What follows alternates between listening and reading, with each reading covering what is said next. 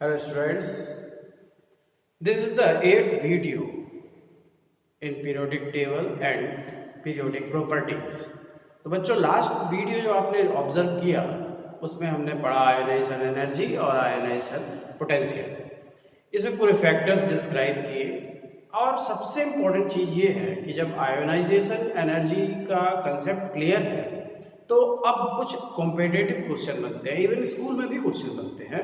और वो क्वेश्चन ये होते हैं कि आपने रेगुलर ट्रेंड तो सीख लिया कि भाई आयोनाइजेशन एनर्जी लेफ्ट से राइट इंक्रीज हो रही है विद इंक्रीज ऑफ साइज और ऊपर से नीचे डिक्रीज हो रही है विद इंक्रीज ऑफ साइज।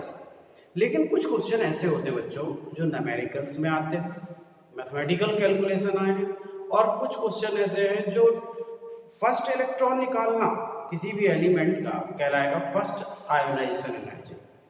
फिर उसका सेकेंड इलेक्ट्रॉन अगर प्रोबेबल निकाल सकते हो तो उसको सेकेंड आयोनाइजेशन एनर्जी कहोगे, और इसी तरह सॉन थर्ड आयोनाइजेशन और मैक्सिमम 4 आयोनाइजेशन एनर्जी हो सकती है। तो ये सक्सेसिव आयोनाइजेशन एनर्जी ट्रेंड में बहुत पूछी जाती है। तो पहली बात तो ये है कि अगर न्यूमेरिकल आ जाए और कोई आपसे पूछे कि बताओ इसकी आयोनाइजेशन एनर्जी की वैल्यू क्या होगी, तो आपको बच्चों को याद रखना है कि जो टोटल एनर्जी का फार्मूला स्ट्रक्चर ऑफ एटम में पढ़ाया था और वो उसके कई इक्वेशन थे, जैसे कि general equation -13.6 into z² upon n² था। इसी को आप इलेक्ट्रॉन वोल्ट की जगह अगर जूल में करते हो तो भी आपके पास कन्वर्जन था कि भाई आप 2.178 10⁻⁻18 into z² upon n² electron volt कर लोगे। तो जो फार्मूले थे इसमें आप माइनस साइन हटा दो, तो यही फार्मूले आपको यूज करने हैं कि अगर कोई पूछता है आयोनाइजेशन एनर्जी की वैल्यू बताओ कितनी होगी, तो आप इन्हीं फार्मूले को डायरेक्ट अप्लाई करोगे और वैल्यू न्यूमेरिकली सॉल्व कर पाओगे। ऐसे बहुत सारे क्वेश्चन हैं जिनमें आपको वैल्यू सॉल्व करनी है। तो आप कोई भी एटम आ जाए कि अगर मैं कह देता हूँ कि आई बोरॉन है, उसमें आयोनाइजेशन एनर्जी निकालना फर्स्ट इलेक्ट्रॉन के लिए, तो आप बोलोगे बोरॉन है तो 1s2 2s2 2p1 यानी n नंबर ऑफ सेल 2 है और उसका एटॉमिक नंबर आप जानते ही हो 5, रख दोगे वैल्यू आ जाएगी। तो बहुत सारे ऐसे क्वेश्चन आपको मिलेंगे जहां पर आपको वैल्यू सॉल्व करनी है। तो इसलिए इनमें ज़्यादा टेंशन नहीं लेना कि कौन सा फार्मूला लगाना है, फार्मूला वही है टोटल एनर्जी का इक्वेशन। बस आपको वहाँ पर याद रखना था कि भाई एटम में पर्टिकुलर जब हम टोटल एनर्जी निकालते हैं तो विद द माइनस साइन थी, क्योंकि पोटेंशियल एनर्जी का मैग्नीट्यूड ज़्यादा था। यहाँ पर आपको माइनस साइन यूज नहीं करना है, सिर्फ फार्मूले के न्यूमेरिकल वैल्यू यूज करना है। क्लियर? अब क्वेश्चन बनता है कि भाई आयोनाइजेशन एनर्जी में आप फर्स्ट सेकंड या थर्ड क्या कैसे क्वेश्चन बनते हैं। तो जैसे मान लीजिए मैं कुछ एलिमेंट्स लिखूं और मैंने कहा कि बच्चों मैंने लिखा है सोडियम, मैग्नीशियम, एल्यूमिनियम और सिलिकॉन। इन चारों एलिमेंट में अगर मैं बोलूं कि यार पहला इलेक्ट्रॉन निकालना है, तो फर्स्ट इलेक्ट्रॉन निकाल देने के बाद इनकी जो फर्स्ट आयोनाइजेशन एनर्जी होगी, तो अगर फर्स्ट आयोनाइजेशन एनर्जी आप पढ़ रहे हो और इलेक्ट्रॉन निकाल दिया तो ये Na+ होगा, इसमें से एक इलेक्ट्रॉन निकाल दिया तो Mg+ होगा, ये Al+ होगा और ये Si+ होगा बच्चों। अब आप बोलते हो कि आज जब ये हो गया, लेकिन अगर ये इलेक्ट्रॉन फर्स्ट निकाले गए तो इनमें जो ऑर्डर बना था वो क्या था? तो आपने सीखा है लेफ्ट से राइट बढ़ता है, लेकिन आपको ये एक्सेप्शंस क्लियर थे कि यार एल्कली मेटल का के बाद एल्कलाइन अर्थ मेटल नहीं, boron family, then after alkaline earth metal. तो आप बोलते हो कि इनमें जो ऑर्डर बना था वो ये था कि ये सबसे कम होता है, यानी यहाँ पर हम कहें तो ये 4th रैंक है, फिर ये थर्ड रैंक है, ये सेकेंड रैंक है और ये फर्स्ट रैंक है। फर्स्ट रैंक है हाईएस्ट वैल्यू है, ये लोएस्ट वैल्यू है। इसका OMEC आपको मालूम है, लेकिन जब ये Na+ बन गया तो इसका OMEC क्या हो गया? 3s1 की जगह 3s0 और इसके पहले क्या है? 1s2 2s2 2p6। ये 3s0 हो गया, ये 2p6 हो गया, यानी ये इनर्ट गैस कॉन्फ़िगरेशन हो गया। जबकि इसका 3s1 है, इसका क्या होता है? 3s2 3p1 था, एक निकाल दिया तो 3s2 बचा, और इसका 3s2 3p2 होता है, एक निकाल दिया तो 3p1 बचा। अब सेकंड इलेक्ट्रॉन निकालो। अब सेकंड जब निकालोगे तो आप बोलोगे ये तो इनर्ट गैस हो गया, तो इनर्ट गैस से इलेक्ट्रॉन निकालना बहुत कठिन है, ये सेकंड। इससे इलेक्ट्रॉन निकालना, क्योंकि अभी 3s1 s1 है ना एल्कली मेटल कॉन्फ़िगरेशन हो गया, ये बहुत सरल है सेकंड आयनेशन एनर्जी निकालना। ये 3s2 है फुल फील्ड हो गया, यानी इससे इलेक्ट्रॉन निकालना और कठिन होगा। क्यों? क्योंकि ये एल्कलाइन अर्थ मेटल का कॉन्फ़िगरेशन है। ये इससे भी सेकंड इलेक्ट्रॉन निकालना सरल होगा। क्यों? क्योंकि अब ये जनरल एल्युमिनियम पी ब्लॉक में 13 ब्लॉक एलिमेंट का कॉन्फ़िगरेशन हो गया। यानी अब मैं इनमें से अगर इलेक्ट्रॉन निकालने की कोशिश करूंगा तो ये वैल्यू जो कि पहले आईपी में फर्स्ट आयनेशन एनर्जी में लोएस्ट था, वो अब यहाँ पे बच्चों क्या हो जाएगा, हाईएस्ट हो जाएगा। ये आपको ध्यान रखना है, ये हाईएस्ट हो जाएगा। ये 3s1 है और ये 3s2 है, तो 3s1 और 3s2 में किसका ज्यादा होगा, इसका। यानी ये फर्स्ट रैंक हो जाएगा सबसे ज्यादा, इन दोनों में ये सेकंड रैंक हो जाएगा, ये थर्ड रैंक हो जाएगा और ये फोर्थ रैंक हो जाएगा। ऐसा नहीं है, ये एल्कलाइन अर्थ मेटल है और ये बोरॉन फैमिली का कॉन्फ़िगरेशन आ गया, इसलिए इसको हम बोलेंगे ये फोर्थ रैंक होगा और ये थर्ड रैंक होगा। यानी इनमें जो ऑर्डर बनेगा, तो फर्स्ट आयनेशन एनर्जी के लिए जब आप देख रहे हो तो आपको क्लियर हो रहा है कि जो ऑर्डर आ रहा है वो क्या आ रहा है, सबसे कम सोडियम का, उससे ज्यादा एल्युमिनियम का, उससे ज्यादा मैग्नीशियम का और उससे ज्यादा सिलिकॉन का। ये फर्स्ट आयनेशन थी। लेकिन जब आपने इलेक्ट्रॉन निकाल दिया फर्स्ट, अब सेकंड निकालने के चक्कर में आए तो पता चला इस सेकंड के केस में जो वैल्यू आ रही है वो Mg+ की सबसे कम आ रही है, उसके बाद Al+ की आ रही है, उसके बाद Si+ की आ रही है और सबसे ज्यादा Na+ की आ रही है। यानी आपको ये ध्यान देना है कि जब आप फर्स्ट इलेक्ट्रॉन निकाल देते हो तो उसका एलिमेंट का OMEC चेंज हो जाएगा। आपको एलिमेंट के सिंबल पे फोकस नहीं करना है, एलिमेंट के OMEC outer most electronic configuration पे फोकस करना है कि भाई outer most electronic configuration element की पहचान होगी पीरियोडिसिटी में, जब उसका first ionisation energy second ionisation energy की बात कर रहे होंगे तब। क्लियर बच्चों? अब इसके आधार पे आप एक और इलेक्ट्रॉन निकालिए, फिर एक और इलेक्ट्रॉन निकालिए, ऐसे ऑन आप करते जाइए तो आपको आइडिया हो जाएगा कि हाँ यार, इलेक्ट्रॉन निकालने के बाद जो बचा हुआ कॉन्फ़िगरेशन है वो सिंबल किसका है वो नहीं ध्यान दे रहा है, वो कॉन्फ़िगरेशन जो बचा हुआ है वो किसको मैच कर रहा है, और फिर उसके बाद आपको पीरियोडिसिटी फॉलो करना है, periodicity with the exception follow करना है। क्लियर बच्चों? अगर आप ये रूल फॉलो करते हो तो आप मान के चलो कि कभी भी क्वेश्चन गलत नहीं होंगे, आप अच्छे से आंसर बता पाओगे और कंफ्यूजन की तो कोई गुंजाइश नहीं है। तो अब आप ये तो क्लियर हो गया कि फर्स्ट सेकंड ऐसे कोई भी आयनेशन एनर्जी की वैल्यू बता सकते हो। अब मान लीजिए एक क्वेश्चन में कहूं कि an element having the value of ionization energy, an element having the ionization energy 526, 725, 856 and 4325 kilojoule per mole, then the valency of the element will be, an element having a value of ionization energies are first second third fourth ionisation energy की value दी हुई है, तो आपको उसकी valency बताना है, 1 है, 2 है, 3 है, 4 है। तब आप बोलोगे यार पहला इलेक्ट्रॉन तो बहुत इजी निकल गया, दूसरे में थोड़ा एनर्जी लगी, तीसरे में भी थोड़ा सा एनर्जी बढ़ गई, यार 3 इलेक्ट्रॉन तो बहुत इजी निकल गए, लेकिन ये जो फोर्थ इलेक्ट्रॉन की बारी आई तो एनर्जी इतना ज्यादा हो गई, लगभग 4.5 टाइम्स, लगभग 5 गुना बढ़ गई। बोले यार ये कैसे हो गया? बोले इसका मतलब है पहला दूसरा तीसरा तो इजीली निकला है, लेकिन चौथा इलेक्ट्रॉन निकालना बहुत कठिन है।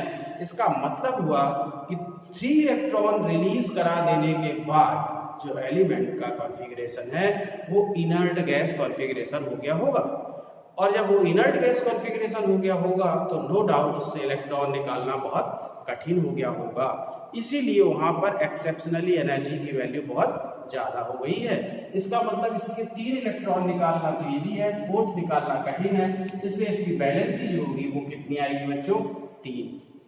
ऐसे क्वेश्चन बनते हैं, आप कर पाओगे, है ना? कुछ क्वेश्चन ऐसे बने हुए हैं कि हाइपोथेटिकल कि IP of oxygen is 636 kilo joule दे दिया, फिर क्वेश्चन बोला कि IP annihilation potential of nitrogen will be। अब जो बच्चा पढ़ा है फिर ऑप्शन दे देंगे, बोलेंगे 523, ऑप्शन बी दे देंगे 636, ऑप्शन सी दे देंगे 812, ऑप्शन डी दे देंगे 165। ऐसे हाइपोथेटिकल वैल्यू मैं लिख रहा हूँ। अब लॉजिक क्या लगाओगे, बोलोगे यार ऑक्सीजन की 636 दी है, नाइट्रोजन की क्या होगी, बोले यार नाइट्रोजन एक्सेप्शनल होता है, हाफ फील्ड होता है, और नाइट्रोजन का आयनेशन एनर्जी या आयनेशन पोटेंशियल यानी आईपी ऑक्सीजन से ज्यादा होता है। यानी मैं वो ऑप्शन सर्च करूंगा जिसमें वैल्यू ऑक्सीजन की वैल्यू से ज्यादा हो। बोले यार ये तो कम है, ये इक्वल है, ये ज्यादा है, ये कम है, यानी ये वाली वैल्यू आंसर होगी। आपको न्यूमेरिकल नहीं करना है, ये हाइपोथेटिकल वैल्यूज देके आपको लॉजिक कंसेप्ट क्लियर पूछा है कि नहीं ये पूछा जाता है। तो ऐसे क्वेश्चन आपको बहुत सारे ऑब्जेक्टिव में मिलेंगे। अगर आप थोड़ा भी कंसेप्चुअली स्ट्रॉन्ग हैं तो ये क्वेश्चन बहुत इजीली अटेम्प्ट कर सकते हैं। क्लियर बच्चों? तो आयनाइजेशन एनर्जी में आप थोड़ा ये ध्यान रखिए, प्रीवियस वीडियो आप पढ़िए 7th वीडियो पीरियोडिक टेबल का, उसमें आयनाइजेशन एनर्जी की डिफिनीशन, फैक्टर्स एक्सेट्रा एक्सेट्रा पूरा डिस्क्राइब्ड है। ये क्वेश्चंस आपको करने पड़ने चाहिए। अब आए हम नेक्स्ट पीरियोडिक प्रॉपर्टी में, और वो पीरियोडिक प्रॉपर्टी से बहुत सारे क्वेश्चन आपको मिलेंगे और उसको समझना बहुत जरूरी है। तो next periodic property is electron affinity. बच्चों ये इलेक्ट्रॉन अफिनिटी तो आपके बुक में हेडिंग दी हुई है electron gain enthalpy, electron gain enthalpy. आप चाहे इलेक्ट्रॉन अफिनिटी बोलिए चाहे इलेक्ट्रॉन गेन एंथैल्पी बोलिए, कोई इशू नहीं है। थोड़ा हम इसके बारे में डिस्कस करेंगे कि क्या अंतर आएगा, कैसे होगा। पहले आप समझिए, एंथैल्पी वर्ड लिखा है, इसका मतलब तय है एनर्जी से रिलेटेड है। अब आपको आयनेशन एनर्जी में आपने क्या किया, तो उसमें आपने देखा किसी एटम के आउटर मोस्ट सेल से मैं इलेक्ट्रॉन को निकाल रहा था और इलेक्ट्रॉन निकाल के उसको कैटाइनिक कंडीशन में बदल रहा था। तो मेरे को जो अमाउंट ऑफ एनर्जी लग रही थी वो किस पर्पज से लग रही थी, इलेक्ट्रॉन और न्यूक्लियस के फोर्स को ब्रेक करने के लिए जो एनर्जी लग रही थी उसको मैंने आयनेशन एनर्जी कहा।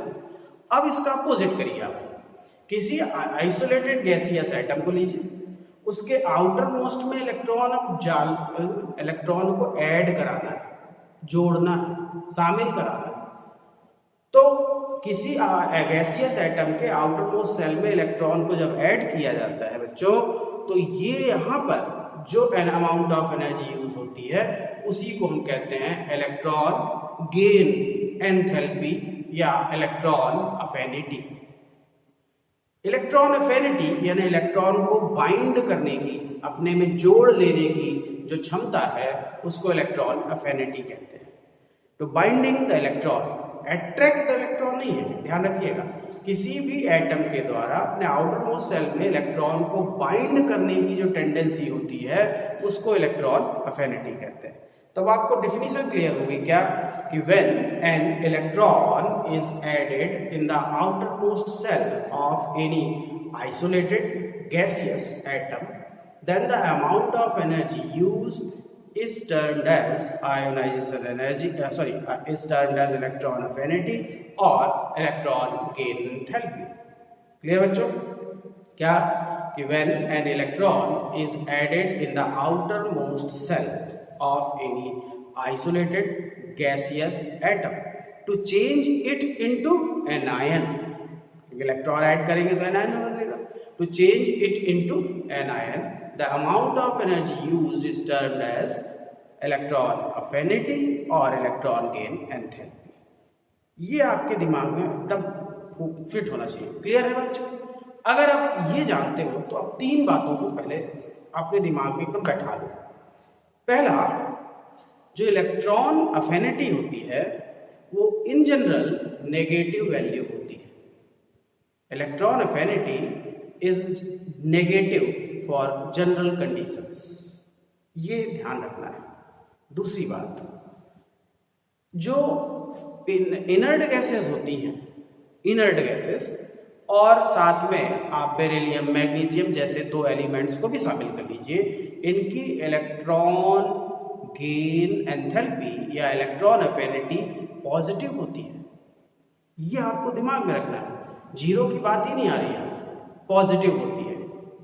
क्लियर? पॉजिटिव होती है का मतलब इनमें इलेक्ट्रॉन ऐड करने की टेंडेंसी नहीं होती। और अगर कोई एनायन है वो है तो उसकी भी इलेक्ट्रॉन गेन एंथैल्पी पॉजिटिव होती है। ये 3 बातों को आप दिमाग में हमेशा बना के रखिए रूल कि इलेक्ट्रॉन गेन एंथैल्पी हमेशा नेगेटिव वैल्यू होती है। इनर्ट गैसेस बेरिलियम मैग्नीशियम के लिए इलेक्ट्रॉन गेन एंथैल्पी पॉजिटिव होती है और एनायंस के लिए इलेक्ट्रॉन गेन एंथैल्पी भी पॉजिटिव होती है। क्लियर बच्चों? अगर अब आप ये बात ध्यान रखते हैं तो एक बहुत इंपॉर्टेंट चीज पे आप फोकस करेंगे, वो ये कि लेट ऑक्सीजन गैस है, उसमें मैं एक इलेक्ट्रॉन ऐड कर रहा हूँ और उसको O- में बदल रहा हूँ। This one is the first electron affinity, यानी पहला इलेक्ट्रॉन ऐड कर रहा हूँ। तो यहाँ पर जो एंथैल्पी का चेंज आएगा वो नेगेटिव वैल्यू आएगा, यानी एक्सोथर्मिक होगा।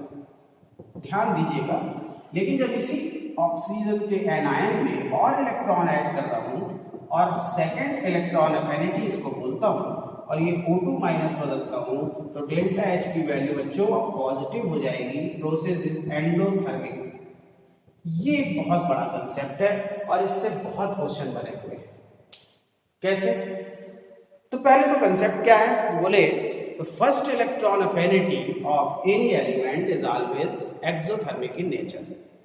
First electron affinity of any element is always exothermic in nature, while the second or higher successive higher electron affinities are endothermic in nature. ये क्या है? इसको कैसे समझाएं? Why? ऐसा हुआ क्यों? तो अब आप इसको समझाने की कोशिश करिए। ध्यान दीजिए, जब किसी एटम के आउटर मोस्ट सेल में हमने पहला इलेक्ट्रॉन ऐड किया तो वो एटम क्या है? न्यूट्रल है। तो उसमें पहला इलेक्ट्रॉन ऐड करने पर सील्डिंग इफेक्ट यानी इंटर इलेक्ट्रॉनिक रिपल्सन लगेगा। वो इलेक्ट्रॉन ऐड करने के लिए ले जाएंगे और बाकी के जो इलेक्ट्रॉन उस एटम के अलग अलग सेल में है वो इसको रिपेल करेंगे, फॉर अवे करेंगे। लेकिन nucleus at a same time उसको अपनी तरफ अट्रैक्ट करेगा, यानी उसका इफेक्टिव न्यूक्लियर चार्ज ज़्यादा है, इसलिए इलेक्ट्रॉन न्यूक्लियस की तरफ अट्रैक्ट होगा और आउटर मोस्ट सेल की सिमेट्रिक पोजीशन पे जाके अरेंज हो जाएगा। तो first electron affinity is the natural process. तो यहाँ पर हमेशा जो वैल्यू होगी वो नेगेटिव आएगी। नेगेटिव का मतलब है नेगेटिव मैग्नीट्यूड में आएगी और यहाँ पर हम हमेशा बोलेंगे the first electron affinity is always exothermic in nature. When an electron is added in the anion, तब यहाँ पर आपको ये एटॉमिक रेडियस और एनायनिक रेडियस का कंसेप्ट क्लियर होना चाहिए। तो आपने सीखा है कि एटॉमिक रेडियस क्या होती है? न्यूक्लियस से उसकी आउटर मोस्ट सेल की distance. While the anionic radius या आयनिक रेडियस या कैटायनिक रेडियस क्या होती है? न्यूक्लियस से वो maximum distance, outer most shell वो मैक्सिमम डिस्टेंस जहां तक वो फोर्स इन्फ्लुएंस करता है, वो है आयनिक रेडियस। तो जब कोई एक एटम एनायन में बदल जाता है तो उसकी एनायनिक रेडियस बड़ी हो जाती है, यानी उसका इन्फ्लुएंस एरिया बड़ा हो जाता है। अब जब एनायन में कोई इलेक्ट्रॉन आप ऐड करते हो तो क्या होता है? इलेक्ट्रॉन के नेगेटिव चार्ज और एनायन के नेगेटिव चार्ज के बीच में स्ट्रॉन्ग रिपल्सन लगने लगता है। अब ये स्ट्रॉन्ग रिपल्सन लगने लगता है तो मैं क्या करूं? बोले इलेक्ट्रॉन तो जोड़ना है, तो बोले इलेक्ट्रॉन जोड़ना है तो रिपल्सन तोड़ना होगा। ये रिपल्सन जो एक्स्ट्रा रिपल्सन है इसको तोड़ने के लिए मुझे एक्स्ट्रा एनर्जी प्रोवाइड करनी पड़ेगी। जब एक्स्ट्रा एनर्जी प्रोवाइड करूंगा तो थर्मोडायनेमिक्स के हिसाब से इलेक्ट्रॉन को ऐड करने की अगर एंथैल्पी H1 है तो मेरे को इलेक्ट्रॉन और के नेगेटिव चार्ज और एनायन के नेगेटिव चार्ज के बीच में लगने वाले फोर्स को ब्रेक करने के लिए एक और एनर्जी देनी पड़ी जो H2 है मान लो, तो H1 प्लस H2 करना पड़ेगा। यहाँ पर जो मैग्नीट्यूड ऑफ H2 आता है यानी रिपल्सन फोर्स को ब्रेक करने की एनर्जी, वो मैग्नीट्यूड H1 से ज्यादा होता है और पॉजिटिव होता है। इसलिए नेट रिजल्ट जो सेकंड इलेक्ट्रॉन अफिनिटी का होता है वो हमेशा पॉजिटिव होता है। क्लियर बच्चों? तो आपके दिमाग में बैठाना होगा the first electron affinity of all the elements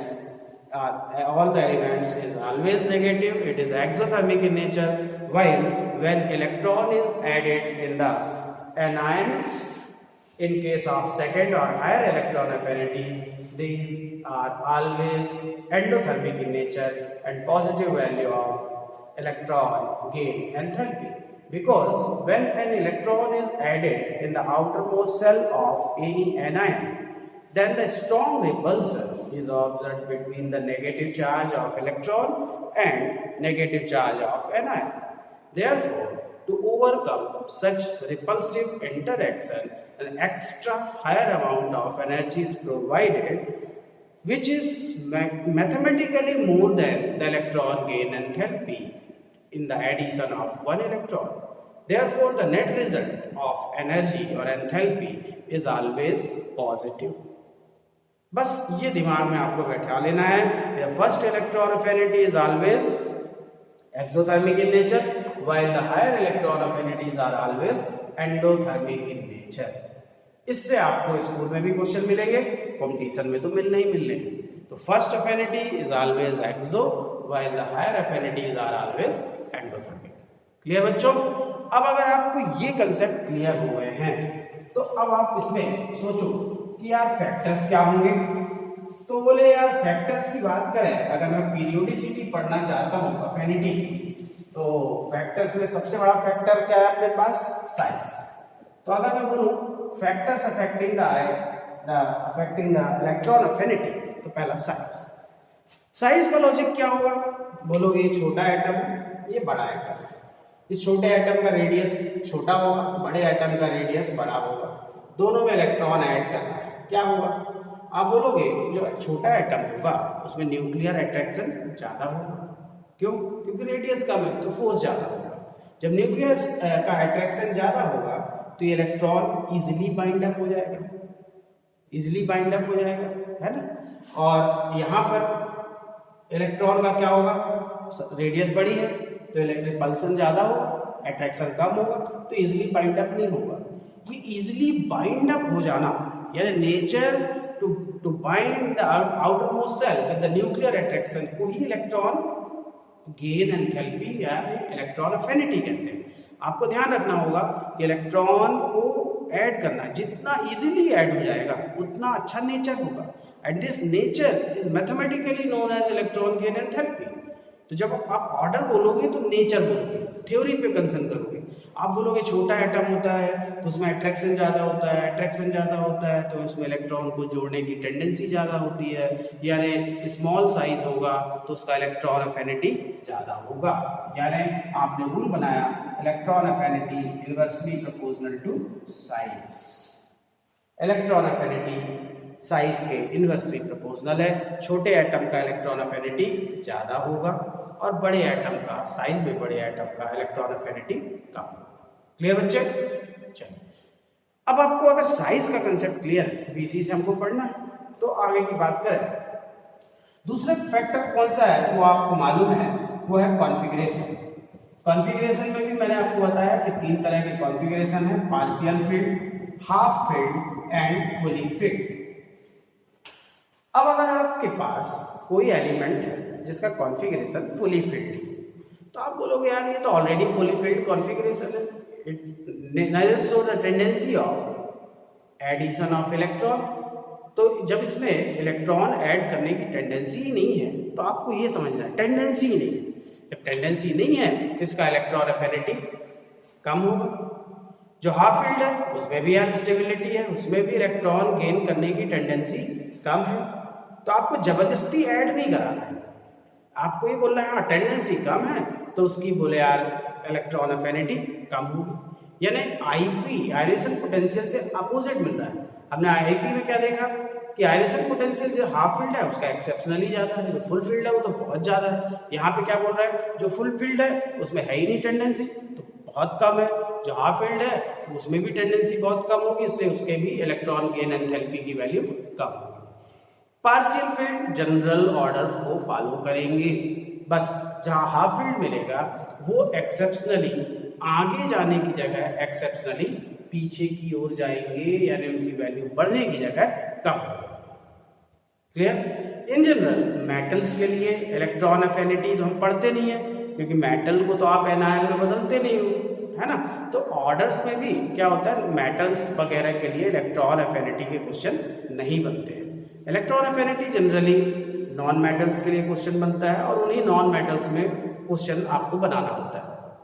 अब आपसे कोई ये नहीं कहेगा कि सोडियम और मैग्नीशियम में एक इलेक्ट्रॉन ऐड कर दो, प्रैक्टिकली पॉसिबल नहीं है। हाँ, जब आप हाइपोथेटिकली पीरियोडिक टेबल को लेफ्ट राइट करोगे, अप एंड डाउन पढ़ोगे, तो आप जरूर ऑर्डर बना सकते हो, लेकिन practically it is not possible.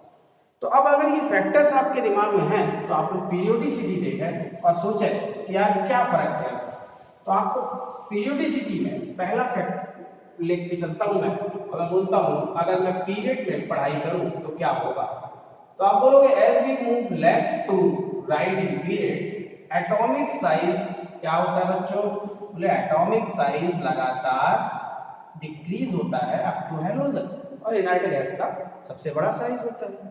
हमारा कंसेप्ट क्या है, electron affinity is inversely proportional to size, यानी लॉजिक क्या डेवलप होगी, लेफ्ट से राइट जाने पर इलेक्ट्रॉन अफिनिटी इंक्रीज होगी, बढ़ेगी। दिस वन इज रूल, ये कंसेप्ट हो गया।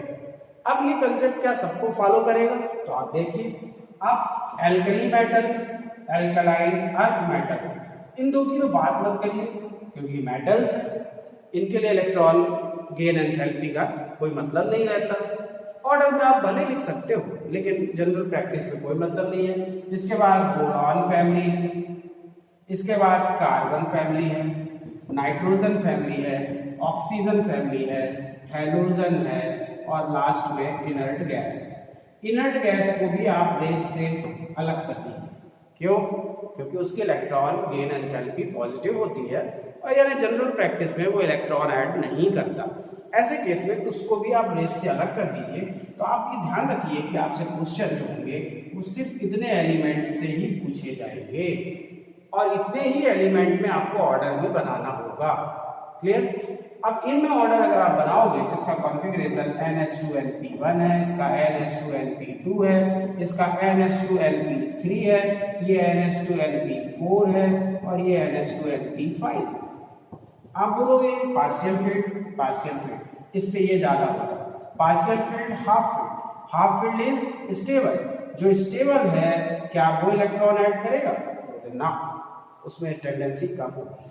तो जो आईपी आयनेशन पोटेंशियल में नाइट्रोजन आगे जा रहा था और ऑक्सीजन पीछे आ रहा था, इलेक्ट्रॉन अफिनिटी में उल्टा हो रहा है, नाइट्रोजन पीछे जा रहा है, कार्बन फैमिली आगे जा रही है। This one is the exception.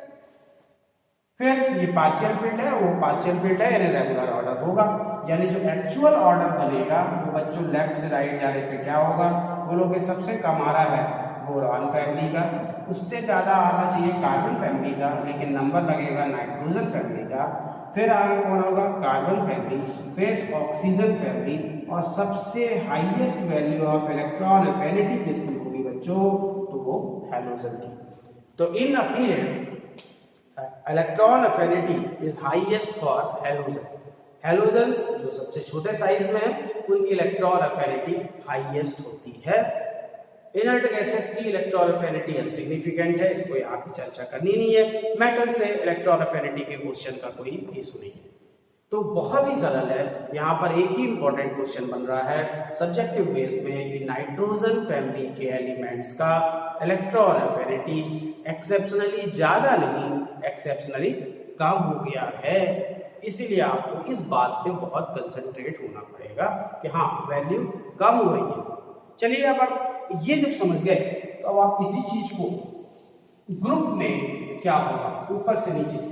तो बच्चों यहाँ पर जब हम ग्रुप में अप टू डाउन बढ़ रहे होते हैं तो एक बहुत ड्रेस्टिक चेंज आता है, और वो चेंज ही बहुत वैल्यूएबल है, और उससे क्वेश्चन बहुत ज्यादा बनते हैं।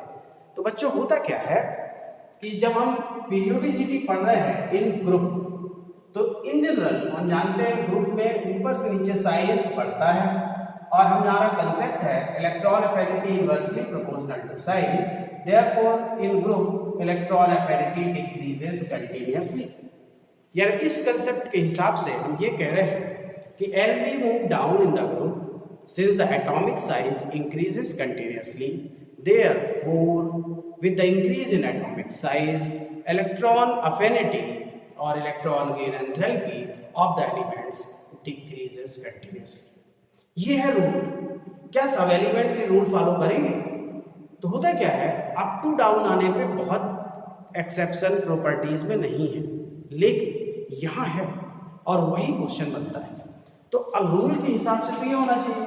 तो फर्स्ट पीरियड के एलिमेंट है, सेकंड पीरियड के एलिमेंट, थर्ड पीरियड के एलिमेंट, फोर्थ पीरियड के element, and so on. Rule कहता है ऊपर से नीचे साइज बढ़ रहा है तो इलेक्ट्रॉन अफिनिटी घटेगी। हाँ, घटती है, लेकिन बच्चों आपने सीखा है कि ये सेकंड पीरियड में कितने एलिमेंट हैं? 8, थर्ड पीरियड में कितने हैं? 8, लेकिन फोर्थ पीरियड में कितने हो जाते हैं? 18। तो होता क्या है, यहाँ पर थोड़ा सा चेंज है, सेकंड पीरियड का कम हो जाता है और थर्ड पीरियड का ज्यादा हो जाता है। ये सबसे बड़ा दिक्कत है। क्या कि as per as rule electron affinity of the elements increases down the group, but decreases down the group। Size ऊपर से नीचे बढ़ रहा है और इलेक्ट्रॉन अफिनिटी ऊपर से नीचे घट रही है। तो इलेक्ट्रॉन अफिनिटी घटने का रूल है कि हाँ घटाओ। हाँ भाई, घटा रहे हैं तो 1 से कम 2 होगा, 2 से कम 3 होगा, 3 से कम 4 होगा, लेकिन बोले ना, यहाँ पे गड़बड़ हो जाता है। 1 से कम 2, 2 से कम 3, तो 2 की सेकंड पीरियड के एलिमेंट्स के जितने भी एलिमेंट्स हैं, है ना, उनकी अफिनिटी में चेंजेस आ जाते हैं और उनकी अफिनिटी नीचे आ जाती है, जबकि थर्ड पीरियड के एलिमेंट्स की अफिनिटी ऊपर चली जाती है। बोले यार इसको याद कैसे रखें? तो आप इसको याद रखने के लिए एक कंसेप्ट को क्लियर रखिए, और वही आपके स्कूल का भी क्वेश्चन है और वही कॉम्पिटिशन्स का भी क्वेश्चन है। सेकंड पीरियड का हाईएस्ट कौन है? बोले फ्लोरीन। थर्ड पीरियड का हाईएस्ट कौन है बच्चों? क्लोरीन। ये फ्लोरीन का साइज है, ये क्लोरीन का साइज है। यहां पर अगर आपने समझ लिया बात तो पूरे पीरियड के लिए आप समझा सकते हो। रूल के हिसाब से फ्लोरीन छोटा है और इसमें एक इलेक्ट्रॉन ऐड करना है, और क्लोरीन बड़ा है उसमें एक इलेक्ट्रॉन ऐड करना है। रूल कहता है स्मॉल साइज होगा तो उसमें इलेक्ट्रॉन बाइंडिंग नेचर ज्यादा होगा, और इलेक्ट्रॉन बाइंडिंग नेचर ज्यादा होगा तो उसकी इलेक्ट्रॉन अफिनिटी ज्यादा होगी। बोले यार यहाँ पर रूल फेल क्यों हो गया? बोले यही तो है बच्चों कि पीरियोडिक टेबल में रूल्स हम जब बनाते हैं तो रूल्स तो मैन मेड है, कंसेप्ट है, लेकिन एलिमेंट तो मैन मेड नहीं है, नेचुरल है। हर एलिमेंट की एक इंडिविजुअल प्रॉपर्टी भी होती है, जो जरूरी नहीं है कि वो पीरियोडिसिटी को फॉलो करे। वही यहाँ पर हुआ है। रूल को थोड़ा आप मिस करिए और एक नया कंसेप्ट डेवलप करिए। क्या? ध्यान दीजिए। As per as rule the electron affinity of fluorine should higher than the chlorine, but in actual practice the electron affinity of chlorine Cl is exceptionally higher than the fluorine। chlorine ऊपर, fluorine नीचे। in complete periodic table the electron affinity of Cl is highest। Chlorine की electron affinity पूरे periodic table में highest है। क्यों highest है? या chlorine की इलेक्ट्रॉन अफिनिटी एफ फ्लोरीन से ज्यादा क्यों है? इसका आंसर ये है कि आप जब कोई पूछेगा क्लोरीन का ज्यादा क्यों है, तो आप क्लोरीन में कोई ऐसी मेरिट नहीं है जिसके कारण क्लोरीन का ज्यादा है। फ्लोरीन एफ में एक ऐसी डीमेरिट है जिसके कारण एफ का कम हो गया है। यानी आंसर क्वेश्चन होगा कि why affinity of Cl is highest, लेकिन आंसर में जब आप बात करोगे तो आप Cl का गुणगान नहीं करोगे बल्कि एफ फ्लोरीन का डीमेरिट गिनाओगे। ध्यान से सुनिएगा। आपको मालूम है कि इलेक्ट्रॉन डेंसिटी होती है, और इलेक्ट्रॉन डेंसिटी वही अपन जनरल डेंसिटी बोलते हैं। क्या? Density is equal to mass upon volume, और इलेक्ट्रॉन डेंसिटी जो होती है वो यहाँ पर चार्ज डेंसिटी कहलाती है, और वो charge magnitude per unit volume के लिए पढ़ी जाती है।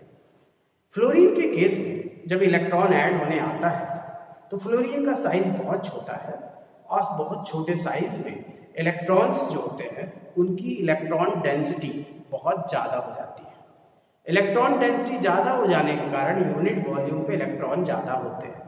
इसलिए जब एक इलेक्ट्रॉन जो कि नेगेटिव चार्ज है वो फ्लोरीन के आउटर मोस्ट शेल में आता है तो फ्लोरीन उसको खींचता तो जरूर है, लेकिन ऐड नहीं कर पाता, क्योंकि अट्रैक्शन हो जाता है लेकिन उस इलेक्ट्रॉन डेंसिटी ज़्यादा होने के कारण एक्सेसिव रिपल्सन लग रहा होता है, और उस एक्सेसिव रिपल्सन के कारण इलेक्ट्रॉन फिर फार अवे होने की कोशिश करता है, बाइंड अप होने की टेंडेंसी कम शो करता है। At the same moment chlorine में जब इलेक्ट्रॉन ऐड हो रहा होता है तो उसकी इलेक्ट्रॉन डेंसिटी रिलेटिवली ज़्यादा होती है या रिलेटिवली कम होती है। तो आप बोलोगे साइज तो बड़ा है तो रिलेटिवली कम होती है।